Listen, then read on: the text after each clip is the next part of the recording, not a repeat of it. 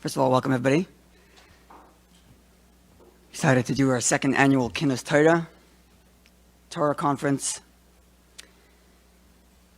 The story goes that when the previous Rabbi was first arrested, taken in for interrogation, of course he was Chabad Rebbe in Soviet Russia,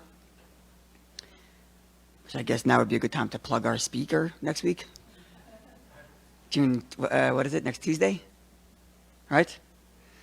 So when the previous Rebbe was first interrogated by the Soviets for his counter-revolutionary activity, so they were asking him a bunch of questions about Judaism, and he was answering their questions, and at one point he said, look, me answering your questions is like a astronomer trying to describe the various different heavenly bodies verbally. You do much better if you were to go with him to his lab. He can put your eye to the, the telescopes, and then he can show you, this is that, this is this, and you'll see it and experience it. So the Frierdiker Rebbe said, the previous Rebbe told them, I'm answering all your questions, it's fantastic, but if you really want to understand what Judaism is all about, come with me to my home, watch as I observe with me, and then you'll already see it. Now, I don't believe the previous Rebbe was, quote, copping out, God forbid, by saying, oh, just come with me and you'll get the answers. I think what he's trying to tell them is that Yiddishkeit, Judaism, is not simply a study in academia, but it's actually... It's okay there? Okay, leave it. It's okay, leave it. Leave it. Leave it. It's okay.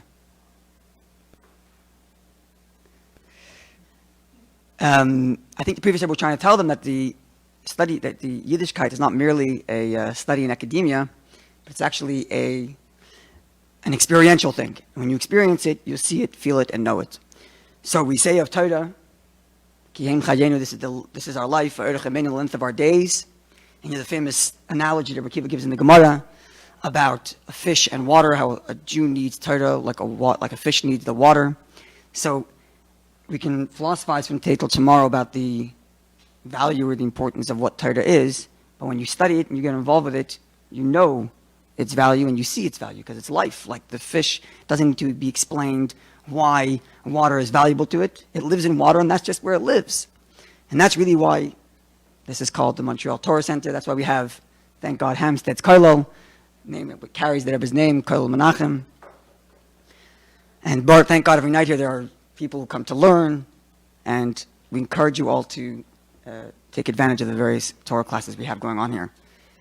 And I'm sure the presenters who put all this effort into putting together the presentations and took a deep dive on the fish and water, into the waters of Torah and really soaked it in, can attest to this idea that indeed when a person studies Torah, it's not just an exercise in abstract philosophy and theology, but actually a full-on experience. The Jew feels alive when he's involved in Torah.